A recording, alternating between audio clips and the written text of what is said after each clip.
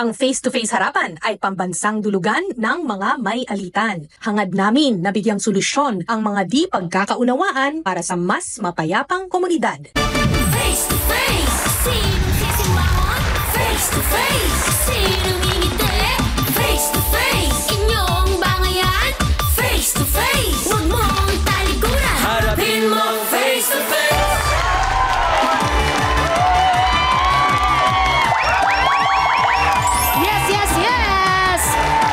Isang magandang araw ang bati po namin sa inyo mga kapatid. Nandito po kayo sa programang Maganda Na, ang hangarin ay mas maganda pa ang mapagbati ang magkakagaling. Yan. Ako po si Tuesday Vargas, ang tagabuyong kakampi ng Team Puti. Puti, puti, puti. At ako naman ang inyong cutie on the side na si Ryle Santiago na always mambubuyo kasama ang tropang hindi papapi, ang Team Pula!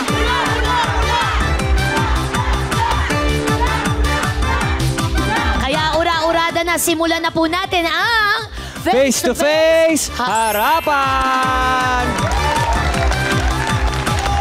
Sila ang mag-aatid ng words to soothe the mind and the soul. Ang kanilang baon na wisdom ngayong hapon ang ating harapang tagapayo, our authority sa usapang legal, Attorney Lorna Kapunan.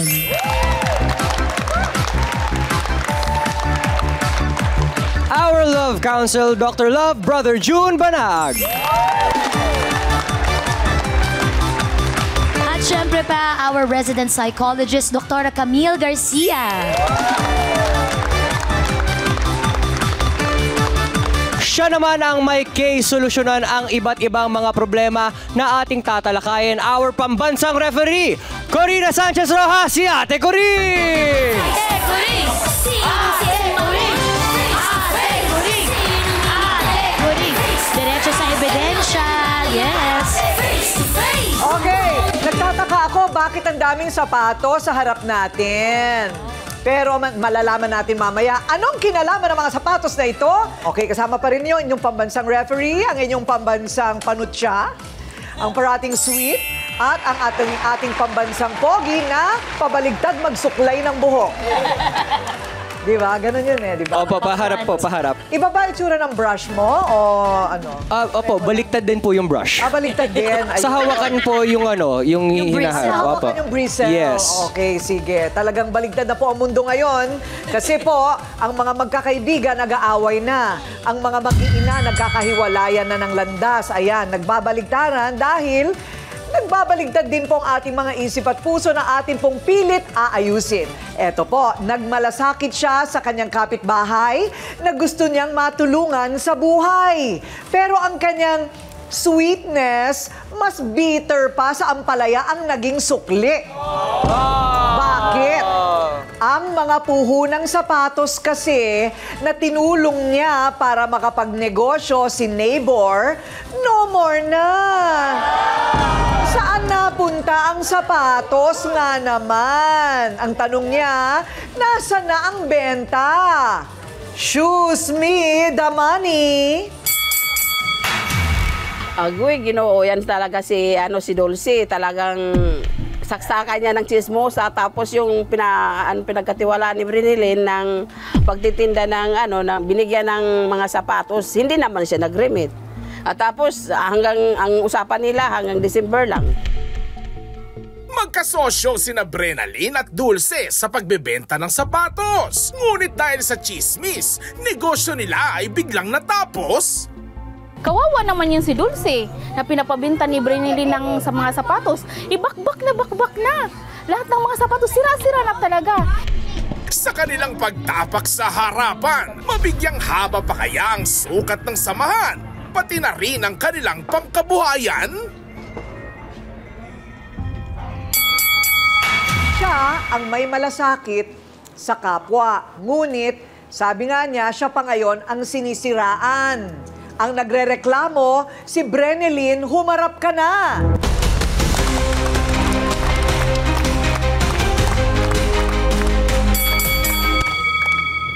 Brenilyn, matagal mo nang hanap buhay itong Ano ba ito? Bultuhan kang bumibili? Opo, sa Divisoria po. Sa Divisoria. Per sako, ma'am. Kada sako. Luwan. Ito po, dito sa ating mesa ng ebidensya, may sako dyan. Pakita mo yung sako. Yung sakong ganyan, magkano ang bilin yan? 1K, ma'am. 1,000 lang ito? 1,000 bawat sako. Bawat sako. At iba't iba ang laman. Assorted po. O yung mga laman na yan, pakita mo, Ryle. O. Yung iba, meron pang mga lalagyan. O. Tapos hindi pa halos nagagamit. Tapos yung na naman, kung mapepresyohan mo ito ng tama Tuesday, Meron pa rin. kikita ka. May Kikita makikinabang pa rin Oo. dyan. Bigla ako na-interest. Parang gusto ko rin pasukin. Kasi kita mo, 1,000 lang ito, Attorney Lorna. Yung iba may mga kahon pa. O, ayan, may mga ganyan pa. Iba pareho scanner. O, yung mga iba parehong kanan. Pang dalawang tao siya. Mahirap naman yata yan, tsaka medyo, agnas-agnas na. So, nahahaluan ng medyo bago sa luma. Opo, ma'am. Ayun, tapos ikaw na bahala magpe-presyo. Ganun pala yun. So, pagka nagbebenta ka niyan, pinapabenta mo lang o ikaw mismo nagbebenta? Siya lang naman ang pagtinda. Dalawa, ako at saka siya. Pero Kami ikaw lang. ang mamumuhunan. Opo. Ikaw ang mamumuhunan. So, 1,000 yun. So, ngayon, ano ang problema? Binigay mo itong sako sa kaibigan mo. Opo, para kasi lumapit siya sa akin sa bahay. Sabi niya, Ate Bren, pwede po ako sa'yo ng sapatos. Titinda rin ako sa palengke. Sabi ko, sige. Kasi naawa din ako. Marami siyang anak, maliliit pa. Sabi ko, sige. Kahit puhunan na lang mo sa akin. Ibalik, wag na tubo. Ngayon, lumipas na lang hanggat tapos na ang bagong taon, wala pa rin. Hindi pa rin siya nakapag-remit sa akin, napunta. Ngayon, pinuntahan ko sa bahay niya. Ang sabi niya sa akin, nung pumunta ako, bakit ko, wala kong ibinta Ate Bren, kasi mga sira yung sapatos mo, mga damage kasi yung customer ko, pinagsasauli sa akin. Kaya wala ko sa'yo ibigay nga binta. Sabi ko, bakit? Ako, may mga binta naman ako. Kahit may mga damage, kahit ibigay mo lang sa 20 o 30 pesos, okay na sa akin yung wala siyang binta. Ngayon, sabi ko, kaya siguro yata wala kang binta, hindi ka yata nagtitinda eh. Halip nga magtinda ka, nasama ka doon sa sa'yo, sa'yo na taxi driver. Sabi ko, kaya pala. Kasi ako pa ang sinisiraan niya. Kasi bakit tira-sira ng mga sapatos mo eh. Ganun-ganun ang niya sa akin. Tapos so iba-iba na ang kanyang mga dahilan. Tapos sabi, nabenta ba niya o yung sinasabi niya na hindi niya mabenta kasi sira-sira? Di parang ma'am, kasi nga may nagkapagsabi din sa akin na nung namatay ang anak niya, marami daw sa akin nagbigay ng abuloy, pera sa akin para maitulong ko sa kanya. Ngayon, siguro ang isip niya, kaya hindi ko binigay yung pera nga sa akin, yun yata hindi rin siya nag-remit sa akin ng sa sapato. May ganon. Parang ganon ang niya. May ganon na. Hindi mo naman binigay sa akin yung abuloy para sa akin. Ganon ang Hindi na rin kita babayaran. Ang malabo naman din yun, Kasi kung may ganon siyang paratang, dapat bago niya kinuha yung sako, di ba, ng paninda. Para sagutin naman ang mga maaanghang na paratang sa kanya, eto na ang kaibigan na hindi na sinoli ang mga sapatos. Shoes me the money, Dulce, humarap ka na. Sinungaling ka, sa barangay ka pa naman din nagtatrabaho. Ha? O bakit Di ako naman? Di sinungaling. ka Totoo lang nagsisinungaling? ako, Di ka totoo lang sa akin. nagsisinungaling? Ayan ang bidensya, Ano ang ebidensya? Ebidensya ng Dulce? Mga sira-sira yung mga mo. May time pa nga na pagsusuot nung nung bumili sa akin tanggal yung swelas. Saan napunta ang pera mula doon sa ipinuhunan na sapatos? Sasagutin niya sa pagbabalik ng Face to Face Harapan. Face to face, sinong sisimangon? Harapin mo face to face. Etong sinasabi ng Team Puti. Ayan, pinuhunanan ko yan, binigay ko sa kanya para ibenta niya, tumutulong lang din naman ako sa kanya, ibalik na nga lang daw ang puhunan. ikaw na ang kikita dun sa kanyang ipinuhunan para makatulong lang sa'yo, Dulce. Ngayon, ang sabi naman ni Dulce, hindi ko na nabenta kasi puro sira. Diba? Parang yun ang sinasabi niya. Ang daming tanong doon, maraming tanong doon. Una, ano ba talaga? Kasi medyo nagbago-bago ang kwento. Right? Hindi mo talaga nabenta. Hindi ko po talaga naibenta. Pailan-ilan lang po yung naibenta kasi nga po sira. Okay. O, yan naman ang sinasabi ng Team Pula. Bakit nagtagal bago ibalik? Tsaka, noong in-inspection mo, yung ibebenta mo, di sana agad mong nasabi sa kanya na, puro sira ito, hindi ko ito mabebenta. Tama ba, Brenilyn? Tama ba? Kasi, ito palang negosyong ito, bahala na kung anong matagpuan mo sa loob ng sako. So, naiintindihan mo yung negosyo na... Opo, ma'am. Kaya lang po kasi yung parang bago na babakbak po kasi iba po kasi yung iba po yung tatanggal yung swelas na bakbak po. Okay.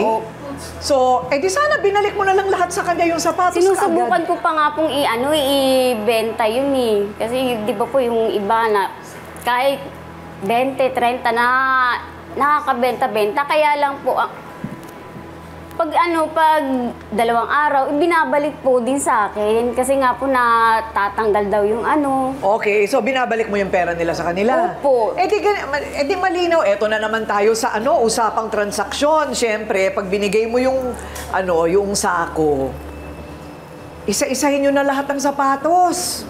Isa-isahin nyo na lahat ng sapatos. Pag tinanggap niya, nabebenta niya, ibig sabihin, kailangan pag nabenta mo, ire-remit mo sa kanya yung pera. Tama ba? Yung bayad. Hanggang maubos yung 1,000, lahat ng matitira, sa'yo na. Hindi naman po kasing ganun, binigay niya po ng isang sako. Doon na po ako sa palengke lalatan. Hindi ko naman po yun hindi ko na po yung pinilian sa bahay. Doon ko na po yung mismo pero ngayon sa alam mo na. Ngayon alam mo na kung kukuha ka ng ganyan, kailangan tingnan mo lahat ang mga laman. Tapos piliin na lang niya, di ba? Kung ano ang gusto mong ibenta. Kailangan kasi alam mo ang produkto mo. Hindi pwedeng pag binenta mo at masisira, iba ang sisisihin mo. Ano ba ang nangyari doon sa mga nabenta mo? Nagastos mo rin? Opo, nagastos ko po. Pero yung iba po, binabayad ko po sa pwesto. Binabayad sa pwesto? Opo. Ang masahe. Okay. Pero lahat ba, di ba kapag di ba Tuesday, pagkapapasok tayo sa mga negosyo, pinag-aaralan mo na kung anong magiging tinatawag nating overhead. Yes. O overhead, ibig sabihin, magkano pwesto? Magkano ang Ito total. kakainin ko sa maghapon? Pamasahe. 3 lang naman yun eh. Kasama na yun sa kwenta mo. Kung paano mo yan ibebenta at kailan mo mababayaran lahat ng kailangan mo bayaran. Ginawa mo hindi. Hindi po. Ayun. Ngayon lang po kasi ako nakabenta dyan sa sa mga ganyan. Iba po kasi Yun ang problema. Opo. Pero maganda rin siguro, Bre ba ang tawag sa'yo? Maganda, Bre, tingnan natin yung mga sapatos para hindi ka na rin kumuha dun sa nagbibigay sa'yo. Hindi ba? Kung medyo may problema. Mo yung kinuwaan mo eh. Oo. Huwag mo na siyang sisihin, Dulce. Kasi tumutulong lang din siya sa'yo. Uy, kakampi mo yan. Pinapagalitan. Pinapagalitan niya, pero kakampi niya. Ito, Ate Kuri. Ayan. Pakita nga. So, ito ang isa. Halo-halo may Ayan, magaganda po doon, pero yung kinuha ko, yung medyo may bakbak na sinasabi ni Ate Dulce. Meron pa po dyan parehong kaliwa. Meron pa dyan parehong kanan. Wala. Hindi na niya kasalanan yun. Bulto na binibili yan. Swerte-swertihan lang yan. Ayan, okay. Pero magagamit pa ito ng bata. Magagamit pa ito ng bata. So, pwede pa itong presyohan. Ewan ko, mapipresyohan ba ito ng 50 pesos? Ate Kuri, may tanong ako. 20? May tanong ako, nainganyo ka bang magbenta kasi nakita mong nakakabenta si ate? Hindi ba po, sabay po kami So nakikita mo may nabebenta siya kahit ganito ang kondisyon. Sabi niya kanina kahit 20, 30, di ba ate? Binibigay ko. Yun ang tanong ko, Ate Kuring. So sa ganitong kondisyon, siya napupush niya ang produkto. Anong meron kay Ate Dulce? Bakit siya hindi niya napupush, hindi niya nabebenta? Kung Ayun. pare-pareho ang produkto. Opo. Ano po kasi yan, yung iba po kasi maating mga bata. Maarte ang mga bata? Ang iba ngayon po, maano yung mga bata. Eh wala, yung nanay ang magbabayad, ng nanay ang magdedesisyon kung anong binibili niya. Pakita nga ng iba. Ito po maayos naman po, kaso feeling ko walang bibili niyan. Yung sintas wala, dinrowing na lang po. Ano ba? Yan yung design niya. Sorry, kala ko. Yan ang design. Ang cute nga dahil hindi magkapareha. Ako bibiling ko to para kay Pepe. Maayos po siya. Oo, Maganda. nung bata siya, bibiling ko to. Kung talagang cute magkano mo mabibili yan para sa bata? Mga 100 din ito kasi stretchable at saka wala pang sira. Pang-infant. Oo. Pang-infant. O, ayan. So, sa dami ng mga laman, aabot yan ng mahigit 1,000. Oo, depende sa benta. Yun ang kita mo na. Pero gaano katagal mo ibebenta yan? Mga 2 araw. Sa 1 linggo, magkano mo mabebenta? Yung sa puhunan mong 1,000, magkano ang kita? Ma'am, din, kung maano siya, siguro mga kulang-kulang din, 1,000. Madodoble. Madodoble yung kita. O, iba kasi presyo, ma'am eh. Oo, kailangan kasi pinag-aaralan niya kung ilan yung natira, magkano mo pwede ibenta ito, ayun. Ganun po. Ang kasagutan dyan, Dulce, pag-aralan mo lang munang mabuti yung negosyo. Yan. Pero sino ba talaga ang nagkamali dito, di ba? Ang napag-alaman natin, ang kakampi ni Brenalyn, ang siyang saksi na si Dulce pala daw ay hindi nagtitinda. Ay, bakit? Teka muna. Ops, tahimik. Hindi ba natin alam kung totoo? Alamin natin mula sa kakampi ni Brenalyn na si Bubbles. Humarap ka na, Bubbles.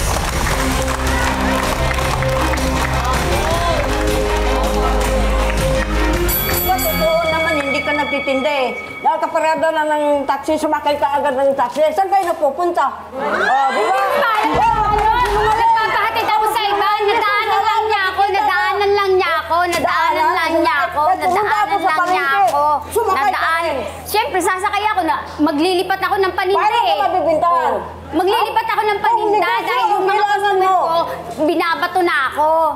Oh, tulad yung kay Brinal, siniraan mo, kinupit na Brinal, yung abuloy daw. Kinupit? Ano? Sino Kinupit nagsabi na sa'yo? Ha? Meron pang gano'n? Yung abuloy, kinupit? Sino nagsabi sa'yo? Wala naman totoo yan, di ba? Ay, hindi totoo yan. Wala akong sinasabing ganyan. Huwag ka na magsinungaling. Kayong sinungaling. Nandito tayo. Wala akong sinasabing ganyan. Naninira ka eh. Pag mabinta ba ba yan sa ginagawa ko? Babos, naninira ka. Hindi ako naninira. Ano problema mo sa akin? Nabubulok lang yan. Pag nakikita Anong yung problema mo sa akin? Naninira ka eh. Sandali lang. Wala namang to. Pero kayong dalawa, wala naman kayo. Teka muna, pero kayong dalawa, wala naman kayong relasyon. Wala. Teka muna, ito problema talaga ito eh. Kailangan talaga malinaw ang usapan pagdating sa transaksyon, Bre, ano? Kasi kailangan may palugit. Hindi pwedeng forever and ever na maghihintay ang namuhunan para sa'yo. Para bumalik yung kanyang puhunan. Ang negosyo ay talagang ganyan. So kung papasukin mo pa rin yan, kailangan talaga, sisipagan mo yan umaga hanggang magpagabi ang pagbebenta. Ganun talaga. Walang time para mamasyal sa loob ng taxi. Hindi naman po ako namamasyal eh. Oo. Ito munang sinasabi ninyo na na driver na sumusundo sa kanya. Kausapin natin yung driver.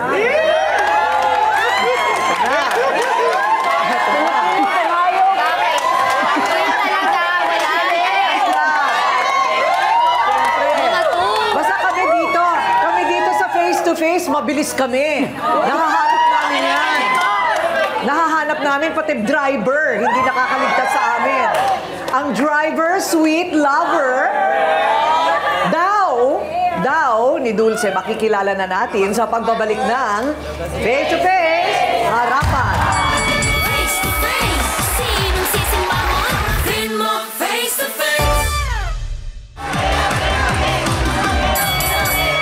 Alam nyo, yung mga nangyayari sa ganitong klaseng sapatos, siguro galing ibang bansa, Kasi pare-pareho design Tuesday. So, siguro ito na kukulob, pagkatapos, kaya nagbabakbak. Ayun. Pero magagamit pa rin ito. Social na nga itong suotin eh. Kasi kinalaunan, ganito rin naman ang ending ng sapatos na gamit na. At saka pag nahanginan na ito, umuokay na. Hindi na siya magbabakbak. So magkano yung ganito? Mga 100 piso. Mga 100 piso. Naku, kung ako pabenta mo nito, online ko lang to, ubus ito eh. Kailangan marunong ka sa negosyo. At kailangan determinado ka na ubusin yan, ilalako mo yan, babagsak presyo mo, iha-house to house mo yan, di ba? Kasi halos lahat naman po ng produkto may market. Hahanapin mo lang talaga kung saan. Oo, pupunta ka talaga doon sa kinata. Kaya ako lumilipat. So, kumbaga, kaya ka lumilipat. Hinahanapan ko siya ng maraming bibili. Pero ang yun ang maling isip ni Bubbles. Pero ang sinasabi naman ni Bubbles, sumasakay ka doon sa taxi nang hindi mo dala yung mga paninda mo. Oo, iniiwan mo yung paninda. Tama ba, Bubbles? Oo, tama. Sigurado kang akin yung sako. Bakit? Ayun. So, sino ba itong mahiwagang taxi driver na ito?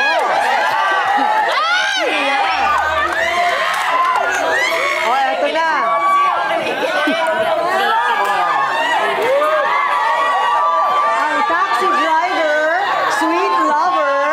Nasundo daw ni Dulce, Jojo, humarap ka na. Hindi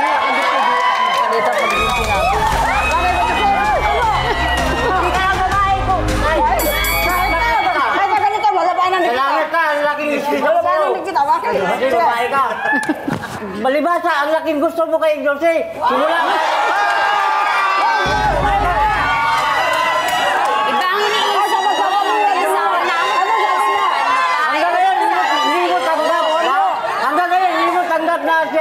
May magugustuhan pa yan, may asawa na yan. Kaya nga, ba't ka nagchichismis? Iba yung sinasabi mo. Ba't sinisiraan mo ko? Dapat ka sana, kung hindi lang yung sapatos. Andyan pa yung mga sapatos. Gusto mo, ikaw na lang magbenta. Ikaw na lang magbenta. Ikaw na lang pinipilit mo magbenta. Ikaw na lang magbenta. Luko-luko kang tao. Sira naman, andyan naman yung mga sapatos ah. Tanda-tanda mo na. Sandali lang, Bubbles, tahimik muna tayo para meron tayong maintindihan. So, Jojo, ano ang totoo? Ma'am, minsan kasi ma'am, isang kauwi na ako galing biyahe. Nadaanan ko si Dulce kasi ang nito, asawa, kaibigan ko talaga. Nadaanan ko na parang, ang gulo na ba, pinagbabato na yung paninda ng yung pinagbabato, pinaghahagi sa kanya. Siya, umiyak siya, tapos nakilala niya yung... Bakit pinaghahagi sa kanya, Nino? Yung mga customer po. Sinusoli. May time pa po na naglalakad na.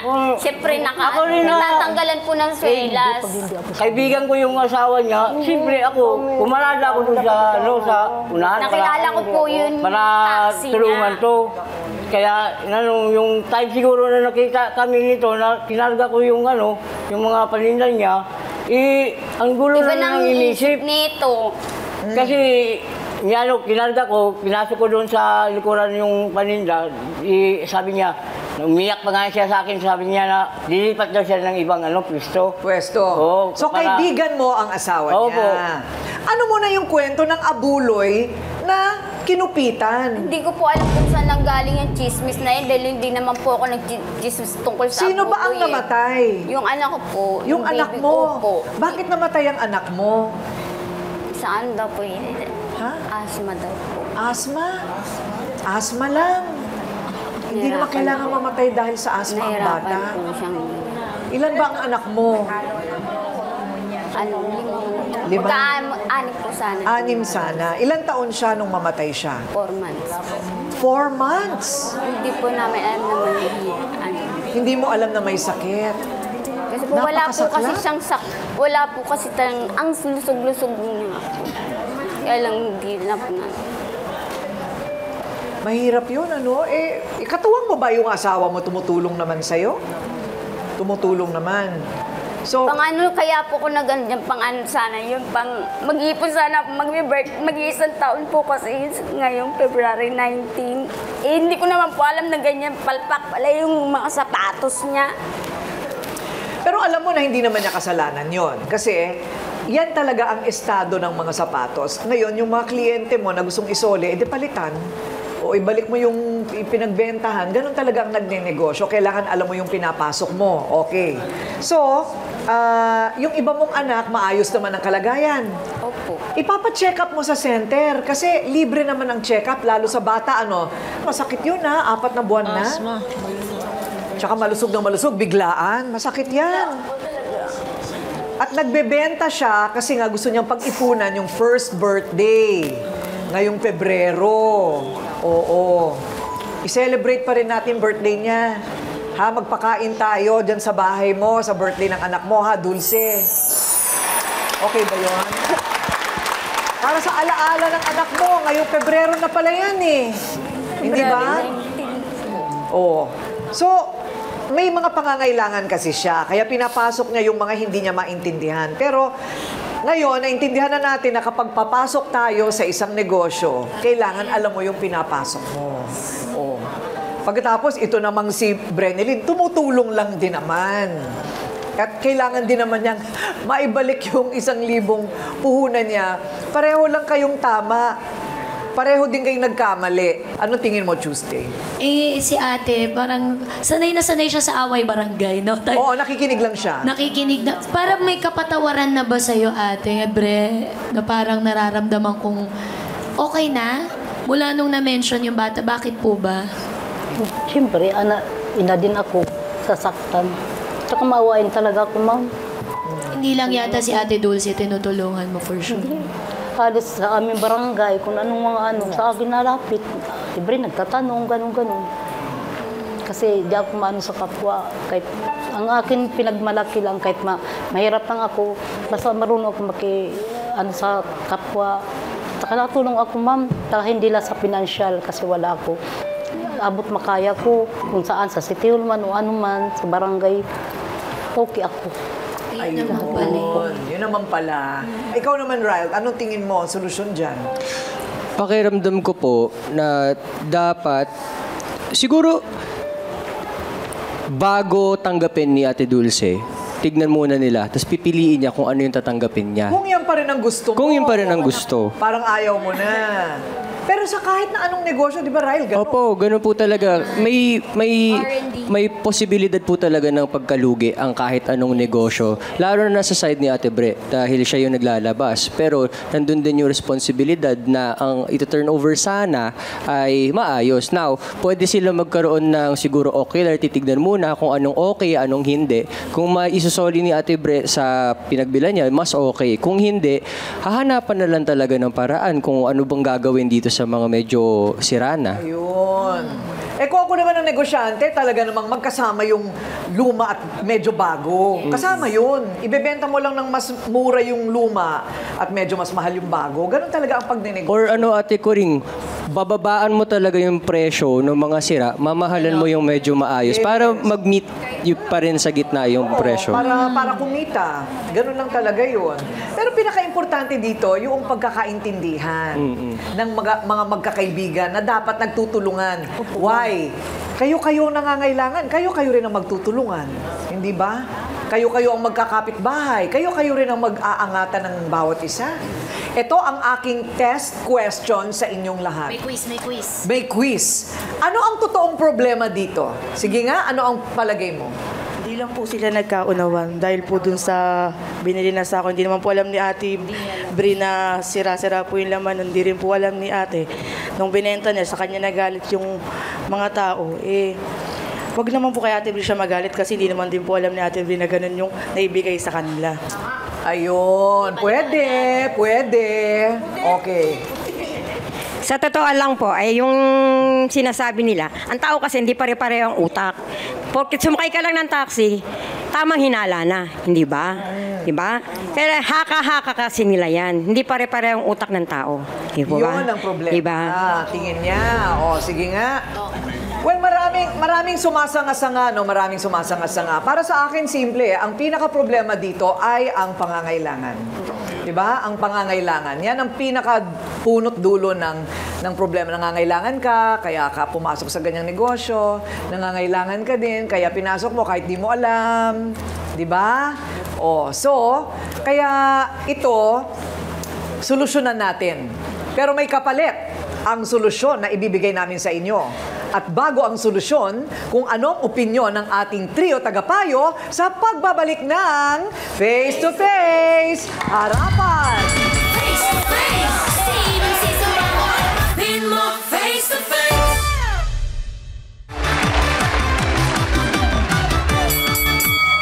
Ang ekspertong opinyon ng ating trio tagapayo, Doc Camille. Okay, unang-una sinasabi nga natin, pag pumasok tayo sa isang negosyo, dapat may alam tayo. So ito, kung sasabihin natin tungkol to sa sapatos, sana pag-aralan nyo din yung pagre-repair. Pero ako, ang nakikita ko dito, tama yung sinabi ni Ate Coring ano ang magagawa na maitutulong sa inyo ng TESDA? Kasi pwede kang maging creative, marunong kang maglagay ng ribbon, mai-innovate mo yan, mas tataas ang presyo niyan. Diba? Maglalagay ka ng konti accessory na ikaw pa rin ang gagawa. Kasi makikita mo doon, marami. Pwede yung mga sapatos na maliliit. Alam ko, nabibenta yan, inaayos, nilalagyan ng keychain, yung para maging isasabit-sabit siya. So, makikita mo na ikaw, hindi ka lang magiging resourceful, mas magiging creative ka pa. At the same time, lalaki at lalaki ang kita mo. Ang iisipin mo dito dapat, pag ikaw ay magnenegosyo, yung talagang gusto mo yun. Hindi yung talagang, ay, walang bumibili, ayoko na.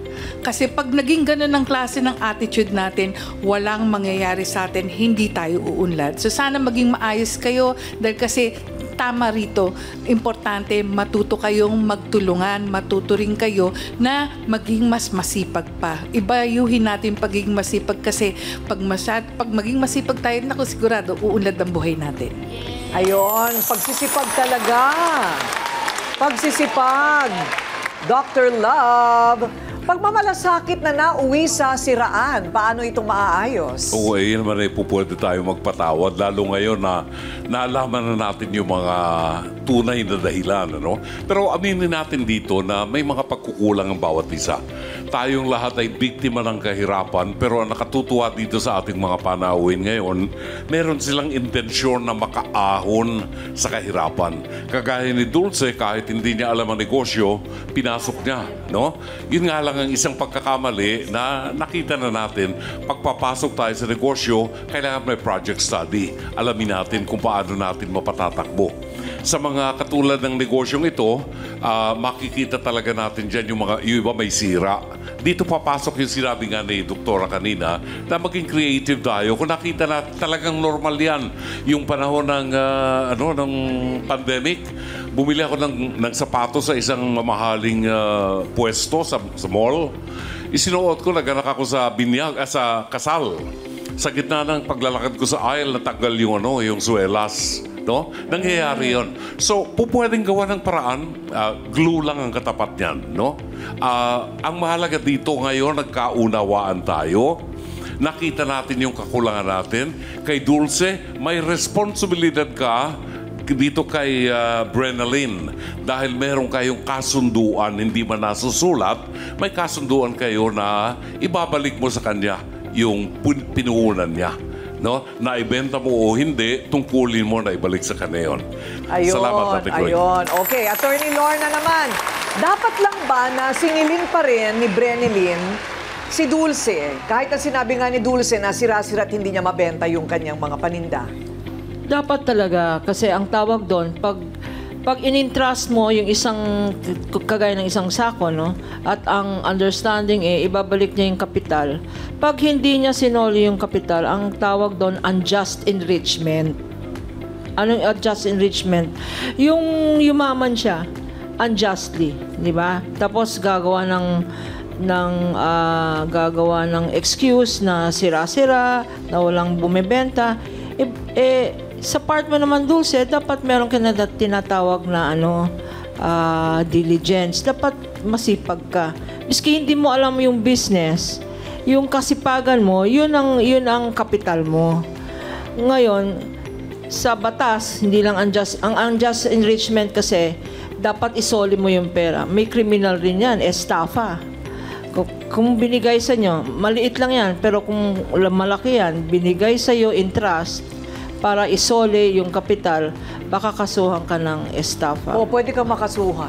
ng Kailangan, estafa. oo, ganun talaga. At saka, mini-mention natin dito yung TESDA, no? Kasama sa TESDA, yung tinatawag na functional literacy. Ano yun?